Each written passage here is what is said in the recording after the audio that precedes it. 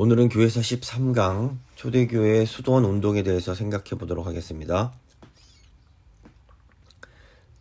오늘이 이제 초대교회사 마지막 시간에 해당이 됩니다. 그래서 오늘은 초대교회에서 시작돼서 중세교회에 큰 영향을 준 수도원에 대해서 좀 집중적으로 생각해 보도록 하겠습니다. 이 수도적 전통은 사실 성경적 배경을 가지고 있다라고 볼 수 있습니다. 열왕기상 19장 보시면 엘리야 선지자가 광야의 시간을 보내는 내용이 나옵니다. 또 복음서 보셔도 세례 요한이 이 광야에서 생활을 했는데 아마도 이제 세례 요한이 당시 유대교 분파 중에서 수도 생활을 하던 에스네파의 영향을 받지 않았을까 이런 생각을 하는 경우가 많습니다. 그리고 무엇보다 예수님께서도 광야에서 40일간 금식하며 기도하십니다. 수도원 전통이란 것이 다 이런 성경적인 전통을 따르고 있다라고 볼 수 있습니다. 먼저 수도원 운동의 배경을 보면 주 313년에 콘스탄티누스 황제가 밀라노 칙령을 통해서 기독교를 공인합니다. 많은 사람들이 이것이 축복이고 기회고 교회에는 해방이며 영광이다 이렇게 좋게 생각했습니다. 그런데 소수의 사람들은 아이고 아니다 이거야말로 기독교의 위기다라고 생각을 하게 됩니다.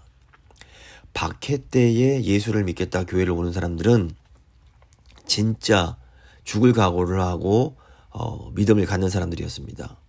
그래서 비록 숫자는 적었지만 박해를 받던 250년 동안 기독교회는 굉장히 강했습니다.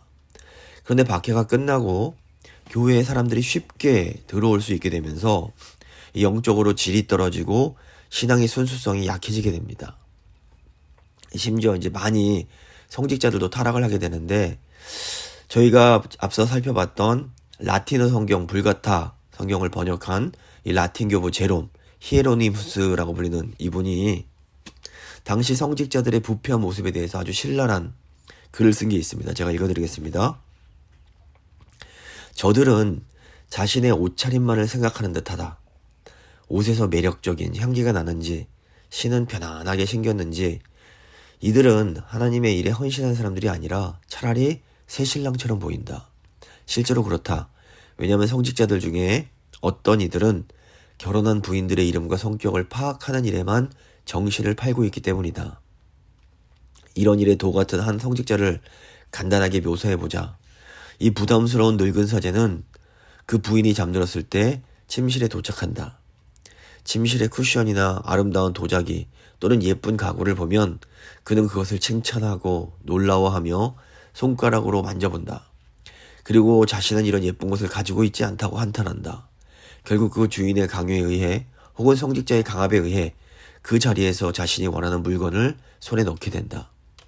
이런 성직자가 아주 혐오하는 두 가지 적이 있는데 하나는 절제이고 하나는 금식이다. 성직자의 중요한 이 성품인 절제와 중요한 부분인 금식을 가장 혐오하는 것이라고 이렇게 신랄하게 묘사를 합니다. 제롬의 글은 기독교 박해가 끝나고 얼마 지나지 않아서 초대교회가 얼마나 크게 타락했는지를 잘 보여줍니다. 이 수도원 전통은 이렇게 타락한 성직자들의 모습을 보면서 순수한 믿음을 지키고 싶은 사람들이 이런 속세를 떠나 광야나 산으로 들어가서 금욕주의적인 수도 생활을 하면서 시작되게 됩니다. 이런 금욕주의적인 수도사의 삶이 당대의 신앙인들에게 큰 도전을 주게 됩니다. 그리고 점점 수도원의 숫자가 늘어나게 되면서 중세교회 시대에는 이 수도원의 영향력이 엄청나게 커지게 됩니다. 이 수도원 운동은 타락한 중세 시대에 교회가 생동할 수 있는 아주 중요한 역할을 감당합니다. 교회 개혁을 일으켰던 마틴 루터도 수도원 출신이었고 종교개혁자 칼빈에게 큰 영향을 준 초대교회의 최고 신학자 어거스틴도 저희가 이제 지난주에 살펴봤는데 직접 수도회를 만들기도 했습니다. 수도원 전통에는 하지만 긍정적인 뿐 아니라 이 부정적인 부분도 이제 있습니다. 근데 그렇다 해도 종합적으로 볼 때에는 중세교회가 그나마 완전히 타락하지 않고 유지될 수 있었던 것은 수도원 덕분이다라고 해도 과언은 아니라고 할 수 있습니다. 이제 수도원의 발전이 어떻게 되었는지 한번 살펴보겠습니다. 기독교가 공인되면서 이제 시작이 된 수도원 전통이 중세까지 이어지면서 발전하게 됩니다. 수도원 발전은 크게 세 단계로 이루어져 있는데, 처음에는 개인들이 수도 생활을 하다가 그 다음에 수도 단체가 함께 하는 수도 공동체가 생겨나고, 나중에는 중세 시대에는 아주 유명한 수도회들이 생겨나게 됩니다. 오늘은 개인적으로 수도 생활을 시작한 그 개인적인 수도 생활과 그 초대교회의 수도 공동체들까지 한번 생각해 보도록 하겠습니다. 먼저 이제 개인적인 수도 생활을 한 분들을 보겠습니다. 처음에 이 수도적 전통은 경건한 개인들이 속세를 떠나서 산속이나 광야에서 수도 생활을 하는 것으로 시작이 됩니다. 초대교회 시기에 이집트 사막이나 시리아 광야로 들어가서 수도 생활을 했던 많은 분들이 있는데, 그 중에서 가장 대표적인 두 분만 소개하겠습니다. 먼저 주후 250년부터 356년까지 이제 살았던 안토니우스라는 수도사를 말씀드리겠습니다. 이 안토니우스는 이집트 나일강 근처에서 태어난 분으로 사막의 은둔자, 수도원의 창시자라고 알려져 있습니다. 이 니케아 공의회에서 삼위일체 교리를 확립하는데 아주 힘썼던 아타나시우스가 쓴 성 안토니우스 생애라는 책이 있습니다. 이 책으로 인해서 이제 이 안토니우스가 지금껏 아주 유명하게 알려져 있는데, 이 안토니우스의 영향으로 수많은 사람들이 사막으로 들어가서 수도 생활을 하게 됩니다. 원래 안토니우스는 땅을 300에이커나 가진 어마어마한 큰 부자였다고 합니다. 그런데 어느 날 예수님께서 이 부자 청년을 향해서 했던 말씀에 감동을 받게 됩니다. 그 말씀이 이제 마태복음 19장 21절, 저희가 함께 읽었던 오늘 본문 말씀인데, 예수께서 이르시되 내가 온전하고자 할진대 가서 내 소유를 팔아 가난한 자들에게 주라. 그리하면 하늘에서 보화가 내게 있으리니 그리고 와서 나를 따르라 하시니. 안토니우스는 여동생이 먹고 살 수 있는 돈을 조금 남겨두고 나머지 자기의 재산을 다 팔아서 가난한 사람들에게 나눠주고 광야로 들어가 극도의 금욕생활을 하게 됩니다. 처음에는 은둔 수도사들을 찾아가서 어떻게 고독을 이기고 검소한 생활을 했는지를 배우게 됩니다. 그리고 35살 때에 오직 하나님만을 의지하고 살라는 계시를 받고 산속 폐가에서 20년 동안 혼자 살면서 잠도 잘 자지 않고 밥도 잘 먹지 않고 성적인 유혹을 이겨냈다라고 합니다. 해가 진 이후에 딱 한 끼만 먹었는데 고기와 포도주는 일체 먹지 않고 빵, 소금, 물 조금씩 먹었는데, 그나마 어느 때는 3일에서 4일 동안 아무것도 먹지 않았다고 합니다. 이 명성을 듣고 많은 사람들이 이제 이 안토니우스를 찾아오는데, 계속 도망을 다니다가 결국 이제 몇 사람을 찾아서 몇 사람을 이제 제자로 받아들이고 수도 생활하는 법, 하나님의 사랑, 묵상 방법 등을 가르쳐 주었다라고 합니다. 전승에 의하면 안토니우스가 이 당시 굉장히 큰 도시던 알렉산드리아에 2번 나타났는데, 한 번은 주후 313년 이 막시미누스 박해가 아주 극심할 때에 나타나서 신자들을 위로하고 순교의 영광에 대해서 이제 가르쳤다고 하고, 그리고 굉장히 노령일 때 한 번 더 나타나서 이때 이제 아타나시우스를 만났는데, 이 아타나시우스에게 그 아리우스를 물리쳐라 이렇게 권면을 했다고 전해집니다. 심지어 콘스탄틴 황제는 이 안토니우스를 영적인 아버지라고 불렀다고 전해집니다. 그래서 안토니우스가 이 콘스탄틴 황제를 향해서 이런 말을 해줬는데, 그리스도를 경배하는 그대는 얼마나 행복한고, 이 땅 위에 권세를 자랑하지 마오. 그리스도의 심판을 기억하고 그리스도야말로 유일하고 영원하신 왕이심을 아시오. 백성들에게 정의와 사랑을 실천하고 가난한 자를 돌보시오. 이 안토니우스가 거의 90년을 금욕생활을 하다가 5세 때에 사람들에게 자신이 어디 묻히는지 말하지 말라고 유언을 하고 죽었는데 이 임종할 때까지 시력과 치아가 멀쩡했다고 전해집니다. 당시 안토니우스에게 감동을 받아서 광야로 나가 수도 생활을 하는 사람들이 이제 엄청나게 많아지게 됐다고 전해집니다. 그리고 또 한 분 유명한 분이 시므온이라는 분입니다. 주후 388년에서 459년까지 살았던 분인데 이 기둥 위의 성자라고 불리는 분입니다. 이 시므온은 안토니우스와 비슷한 시기에 이분은 이제 시리아 안디옥에서 금욕주의적인 삶을 살았습니다. 이분이 이제 주상 고행자, 기둥 위의 고행자로 유명한데 기둥을 쌓고 한 평도 안 되는 공간에서 이 앉기도 힘들어서 서서 생활을 했다고 합니다. 처음에는 3m 위, 그 다음에 5m, 나중에는 15m까지 기둥을 높이 쌓아서 그 위에서 지냈다고 합니다. 먹는 것은 제자들이 사다리를 타고 가서 건네 주었다고 전해집니다. 자그마치 36년간을 기둥 위에서 고독과 침묵 속에서 수도 생활을 합니다. 어떤 때는 해충이 자기를 물도록 내버려 두고 어떤 때는 1244번이나 계속 이 말을 발끝에 대었다고 합니다. 죽을 때에는 머리카락이 발 밑에 닿을 정도로 길었고 한쪽 다리는 거의 다 썩어 있었다고 합니다. 근데 이 시몬 자신은 그 기둥 위에서 하나님이 주시는 기쁨을 누렸을 수 있습니다.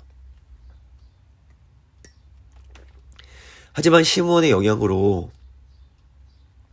극단적인 금욕주의를 추구하는 사람들이 생겨나게 됩니다.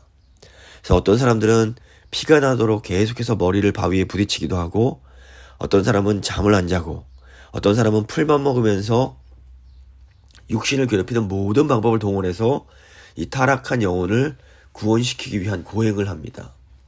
결국에는 이 서방교회가 이렇게 극단적인 고행하는 사람들을 너무 지나치다 정죄할 정도가 됩니다. 근데 이 동방교회의 경우에는 그 영혼을 중시하고 육체를 죄악시하는 이 헬라의 이원론 철학의 영향을 많이 받았기 때문에 이렇게 극단적 고행을 하는 사람들이 너무너무 많아서 교회가 정죄를 할 수가 없을 정도가 되었다고 합니다.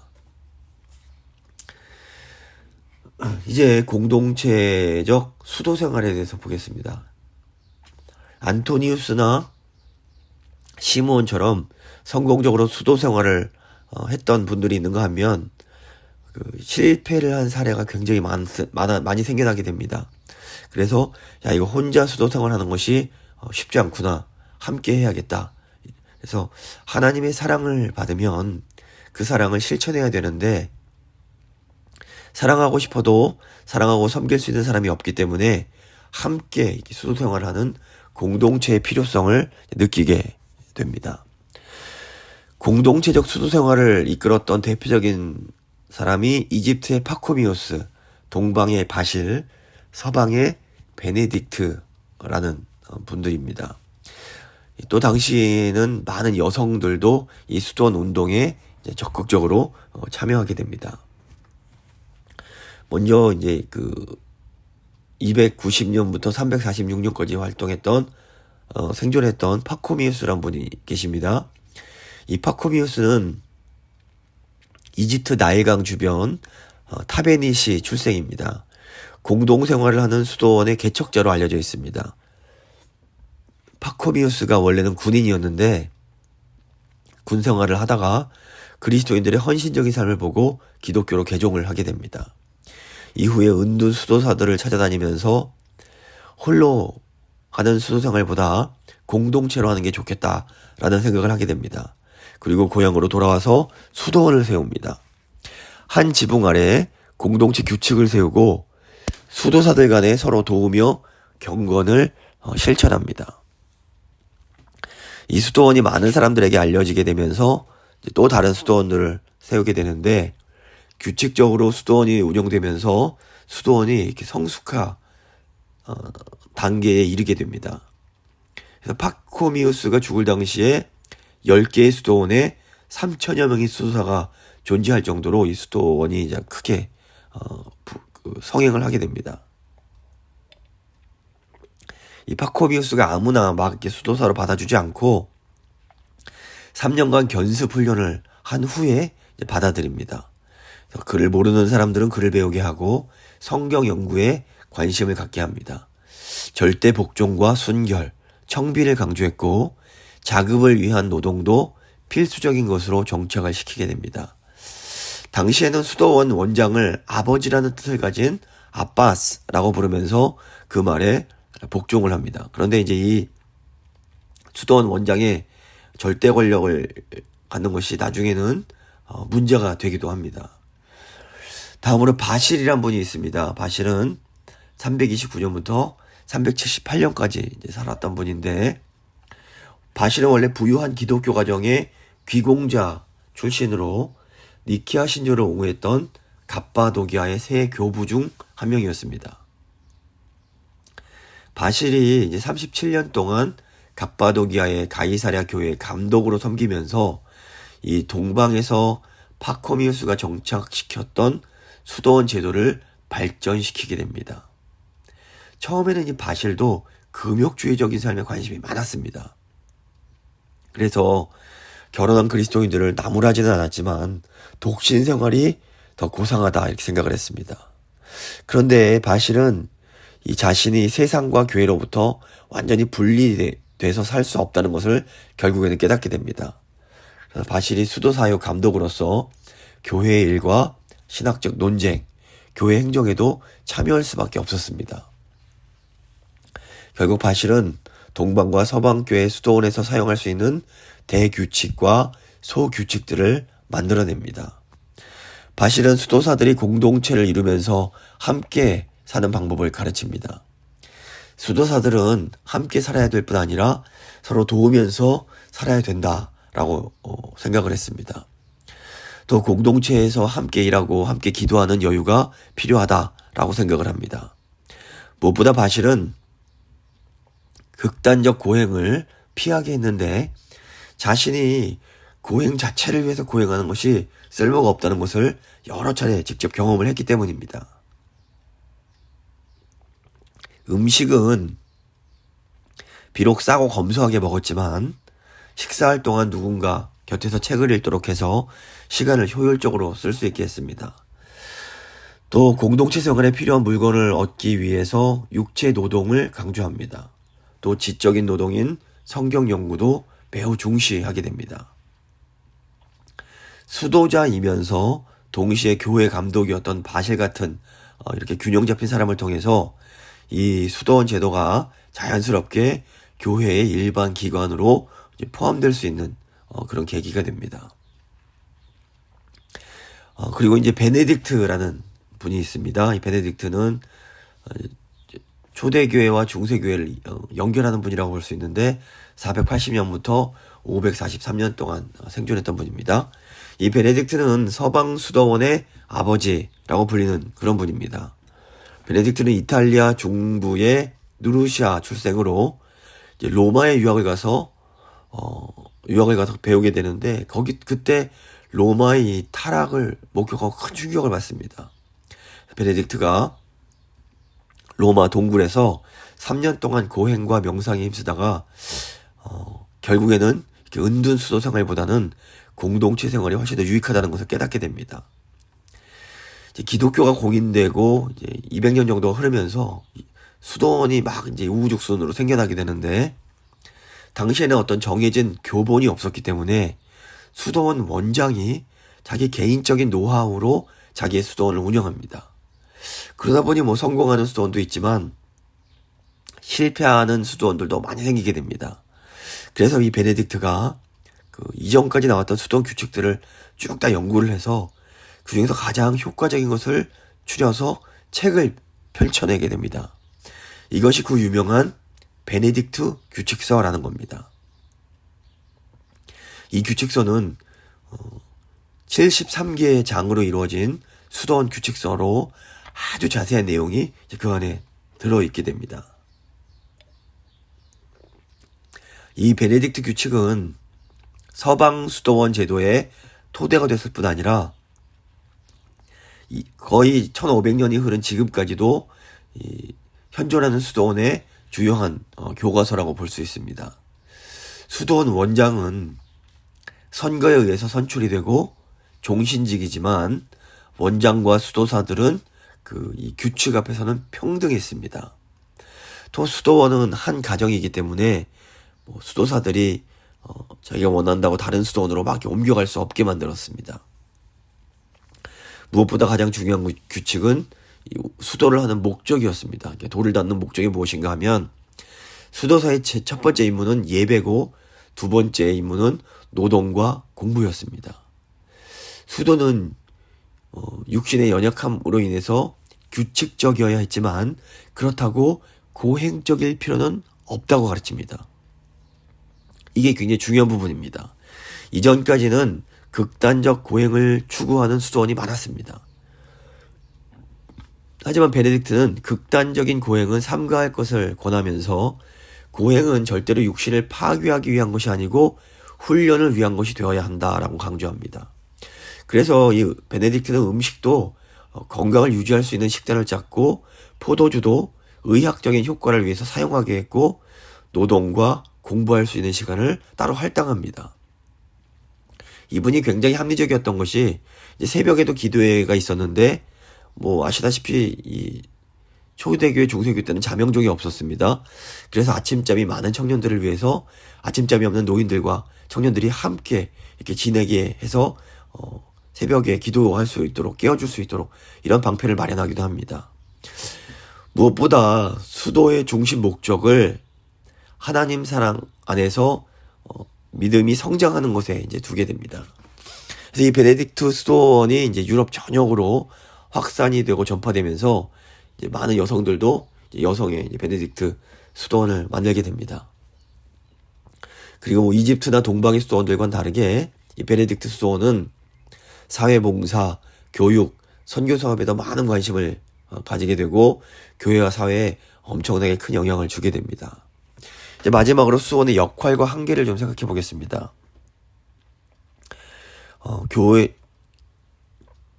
중세 교회가 세속화되고 타락해 가게 될 때 수도원은 교회의 소금과 같은 역할을 해주게 됩니다. 무엇보다 수도원이 중세 시기에 기독교 선교의 중심이었습니다. 주 500년부터 1500년 정도까지를 이제 중세교회로 시기를 잡는데, 이 시기를 전반부 500년, 후반부 500년으로 잡으면, 전반부는 야만인들을 기독교인으로 만드는 것이 주된 사역이었고, 후반부에는 명목상에 그냥 교회만 출석하는 유럽의 그리스도인들을 진정한 그리스도인으로 만드는 것이 주된 사역이었다고 볼 수 있습니다. 그런데 이 두 시기 모두에서 이 선교 사역의 중심에 수도원이 있었습니다. 또 수도원은 유럽의 대학이 생기기 이전에 학문의 중심지 역할을 합니다. 인쇄술이 발전하기 이전에 거의 모든 책들이 다 수도원에 있는 수도사들이 책을 필사한 것으로 만들어지게 됩니다. 그래서 수도원은 신학뿐 아니라 일반 학문을 가르치는 일종의 중세교육의 기초를 담당하게 됩니다. 또 수도원은 학문뿐 아니라 그 중세시대 농업기술 발전에도 큰 기여를 합니다. 그리고 중세 가난한 사람들, 병든 사람, 힘없는 사람들을 최선을 다해서 도와줍니다.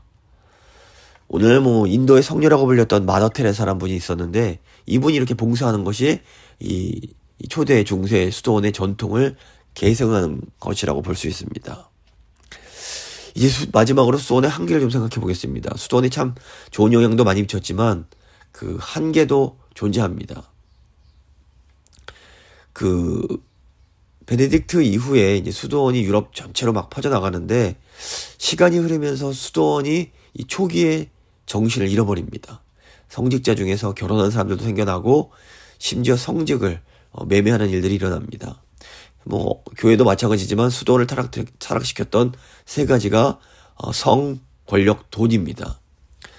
그러니까 신앙이 있는 분들이 노년에 수도원에 들어가서 생활하다가 죽을 때 수도원에 자기 재산을 다 헌금을 하고 죽게 됩니다. 그럼 수도원이 점점 더 이렇게 헌금으로 인해서 많은 토지를 얻게 되는 겁니다. 수도원에 땅이 많아지다 보니까 수도사들이 직접 노동을 할 필요 없이 사람들을 불러서 노동을 시키게 됩니다. 또 수도원에 돈이 많아지니까 수도원을 노리는 사람들도 생겨나게 됩니다. 결국 수도원이 탐욕과 부패의 온상이 되어 버리는 겁니다. 수도원의 또 다른 큰 문제가 뭐냐 하면 교회와 신자의 거룩을 금욕주의와 연결을 시키는 겁니다. 그래서 금욕을 해야 거룩한 사람, 이런 식으로 잘못 가르쳤던 겁니다. 수도원이 복음의 정신으로 충만할 때는 괜찮았습니다. 하지만 복음의 정신이 희미해지면서 항상 어떤 문제들이 생겨나게 됩니다. 무엇보다 고행과 같은 인간적인 노력으로 구원을 얻고자 하는 그런 분위기가 생겨나면서 마치 금욕주의가 미덕인 것처럼 강조되기 시작했던 겁니다. 그리고 거룩한 것과 세속적인 것을 지나치게 구분해서 종교적인 것만 중요하고 일상생활은 하찮은 것으로 여기게 만들어서 신자들이 모든 삶의 영역에서 책임 있는 삶을 살지 못하게 만듭니다. 말씀을 마무리 짓겠습니다. 앞에서도 말씀드렸지만 종교개혁자 마틴 루터도 이 수도원 사제 출신입니다. 근데 루터가 수도원 생활을 하던 당시에는 사실 중세 수도원이 가장 타락했던 시기입니다. 그래서 루터가 자기가 경험했던 수도원이 너무 나빴기 때문에 수도원을 부정적으로 볼 수밖에 없었고 수도원을 극도로 반대하게 됩니다. 그 결과로 개신교 전통에서는 수도원을 좀 부정적으로 바라보는 경향이 생기게 됩니다. 하지만 이제 최근 들어서 개신교 안에서도 이 수도원에 대한 재평가가 이루어지고 있습니다. 사실 한국에서 과거에 한참 유행하던 기도원도 이런 수도원 전통을 계승하는 것이다 라고 볼 수 있습니다. 결과적으로 이 중세 교회는 수도원이 영적으로 부흥을 하면 함께 부흥을 하고 수도원이 영적으로 쇠퇴하면 교회도 함께 쇠퇴를 했습니다. 그리고 수도원이 다시 영적으로 이제 갱신이 되면 중세 유럽 교회도 다시 새롭게 갱신이 되는 것을 볼 수 있습니다. 그래서 저희가 이걸 어떻게 저희 가운데 적용을 할 수 있을까? 세속에 물들지 않은 이제 재건교회가 이 중세 수도원이 감당했던 그런 이제 사명을 좀 감당할 수 있으면 좋겠다, 이런 생각이 듭니다. 저희 교회가 다른 교회가 좀 특별하게 세속에 물들지 않는 그런 경향이 굉장히 강합니다. 그래서 이것이 하나님이 이 시대를 위해서, 이 시대 교회들을 위해서 재건교회를 남겨두신 것이 아닌가, 이런 생각을 하게 되는데, 저희가 하나님, 저희 재건교회가 세상에 물들지 아니하고 하나님을 신실하게 잘 섬김으로 초대교회 중세교회에서 수도원이 감당했던 그런 역할들을 저희 교회가 감당할 수 있도록 주님 은혜 베풀어 주십시오. 한번 간절히 기도하도록 하겠습니다.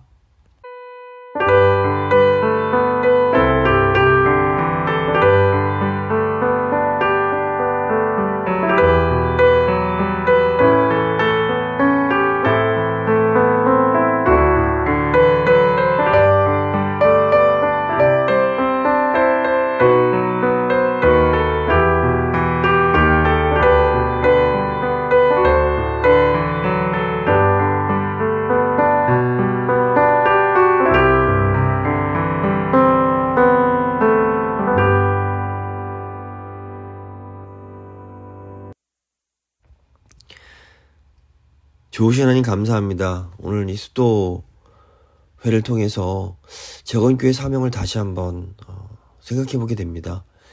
수도회가 성령 충만하여 복음으로 충만했을 때에는 교회를 살리는 역할을 감당했습니다. 근데 수도회가 영적으로 약해질 때 중세교회도 따라서 약해지게 됩니다. 주님께서 이 시대에 재건교회를 남겨두셨습니다. 아버지, 재건교회 시대적 사명이 무엇인지 저희가 깊이 묵상하게 하시고 숙고하게 하시고 주님께서 저에게 주신 사명을 잘 감당할 수 있도록 주여 은혜 베풀어 주시길 간절히 소망합니다. 저희가 성령 충만하고 복음으로 충만해야겠습니다. 주님, 저희를 도와주시고 저희를 긍휼히 여기시고 저에게 힘을 주사 주님께서 주신 사명 잘 감당할 수 있는 그런 저희가 교회가 될 수 있도록 주님 함께하여 주시옵소서. 감사드리며 귀하신 우리 주 예수 그리스도의 이름으로 기도드립니다. 아멘.